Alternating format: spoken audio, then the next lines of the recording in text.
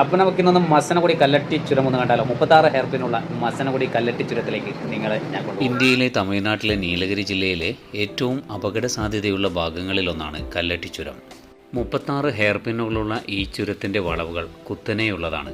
ആയതിനാൽ തന്നെ പരിചിതമില്ലാത്ത ഡ്രൈവർമാർ അപകടത്തിൽപ്പെടാനുള്ള സാധ്യതകളേറെയാണ്. ഒരുപാട് വിനോദസഞ്ചാരികൾ ഈ മേഖലയിൽ അപകടത്തിൽപ്പെട്ടതുമാണ്. കുത്തനെയുള്ള കയറ്റവും വളവ് തിരിവുകളും പരിചിതമില്ലാത്ത ഡ്രൈവർമാർക്ക് ഈ വഴിയുള്ള യാത്ര പ്രയാസകരമാണ്. വിനോദസഞ്ചാരികൾക്ക് മാർഗനിർദ്ദേശം നൽകുന്നതിനായി തലൈക്കുണ്ട് ജംഗ്ഷനിൽ കോൺസ്റ്റബിൾമാരെ നിയോഗിച്ചിട്ടുണ്ടെന്ന് ബന്ധപ്പെട്ടവർ പറഞ്ഞു. പ്രാദേശിക വാഹനങ്ങൾ പോലും പകൽ സമയത്ത് മാത്രമേ റോഡ് ഉപയോഗിക്കാവൂ. സന്ധ്യയ്ക്കും പ്രഭാതത്തിനുമിടയിൽ വാഹനങ്ങൾ അനുവദിക്കില്ല.